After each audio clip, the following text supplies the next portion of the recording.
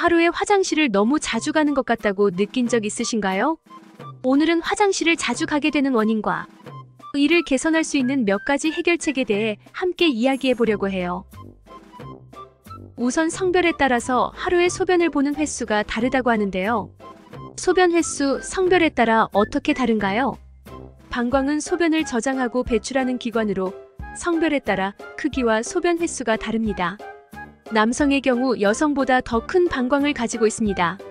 이는 남성의 골반 구조가 더 크고 넓기 때문입니다. 남성의 요도 길이도 여성보다 더 길어 방광에서 소변이 배출되는데 더 많은 시간이 걸립니다. 이러한 구조적 차이로 인해 남성은 여성보다 더 많은 양의 소변을 저장할 수 있다고 합니다. 여성의 경우 자궁과 난소 등의 생식기관이 방광과 가까이 위치해 있어 방광에 압력을 가할 수 있습니다. 이로 인해 여성은 남성보다 방광이 더 민감하고 쉽게 채워질 수 있습니다. 일반적으로 남성은 하루 평균 4번에서 6번, 여성은 6번에서 8번 정도 소변을 본다고 알려져 있습니다. 다음은 소변이 너무 자주 마려운 원인들에 대해 자세히 알아보겠습니다. 소변이 자주 마려운 첫 번째 원인은 수분 섭취 문제 때문입니다. 화장실 방문 횟수와 수분 섭취량 사이에는 밀접한 연관성이 있습니다. 일반적으로 하루에 권장되는 물 섭취량은 1에서 1.5리터 정도이며 대다수의 사람들은 이 범위 내에서 충분한 수분을 섭취합니다. 그러나 개인의 신체 크기, 활동량, 환경 조건 등에 따라 필요한 수분량은 다를 수 있습니다. 과도한 수분 섭취는 오히려 화장실을 자주 가게 만들 수 있습니다. 체내에 흡수되지 않은 여분의 물은 소변으로 배출되기 때문입니다. 반면에 수분 부족도 화장실 사용 빈도에 영향을 미치는데 체내 수분이 부족하면 방광이 민감해지고 소변이 농축되어 자주 마렵게 됩니다. 만약 화장실을 너무 자주 가서 불편하다면 수분 섭취량을 조절해보는 것이 좋습니다. 조금씩 자주 마시는 것이 한꺼번에 많이 마시는 것보다 효과적이며 식사 시간이나 수면 시간에는 수분 섭취를 제한하는 것이 좋습니다. 하지만 과도한 수분 제한은 탈수를 유발할 수 있으므로 주의해야 합니다. 두 번째 원인은 카페인과 알코올 섭취. 커피, 차, 탄산음료 등에 함유된 카페인은 배뇨를 촉진하는 작용을 합니다. 카페인이 체내에 흡수되면 신경계를 자극하여 방광을 수축시키고 이로 인해 소변이 자주 마렵게 됩니다. 또 일부 사람들에게는 알코올 역시 비슷한 영향을 미칠 수 있습니다. 술을 마시면 항이뇨 호르몬의 분비가 억제되어 소변이 많이 만들어지게 되고 방광의 수축력이 증가하여 소변을 자주 보게 되는 것입니다.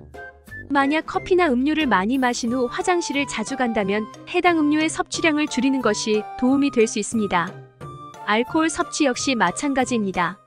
하지만 둘 다 완전히 끊는 것이 어렵다면 천천히 섭취량을 줄여나가는 것이 좋습니다. 한편 이러한 음료를 마시면서 물을 함께 마시는 것도 좋은 방법입니다. 그러면 체내 수분량을 유지하면서 카페인, 알코올의 영향을 최소화할 수 있습니다.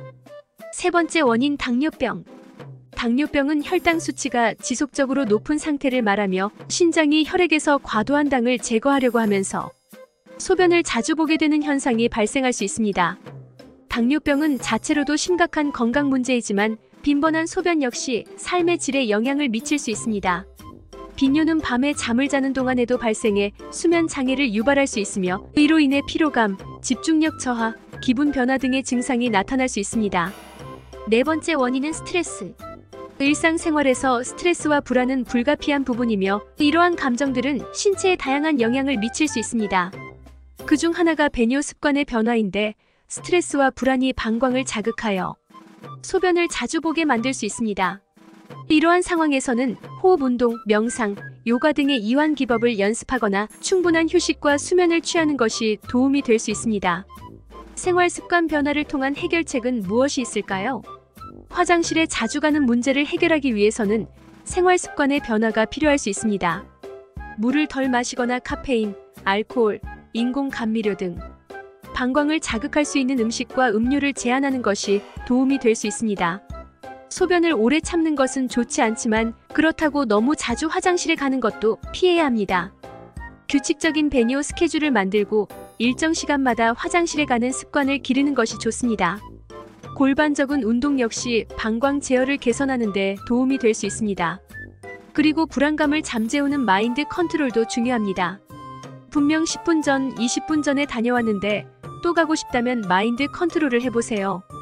지금 가도 결국 나오지 않을 것임을 생각해 불안감을 진정시키고 규칙을 정해 화장실을 가는 훈련을 하는 것이 좋습니다. 오늘은 이렇게 소변이 자주 마려운 분들을 위한 정보를 함께 알아보았는데요.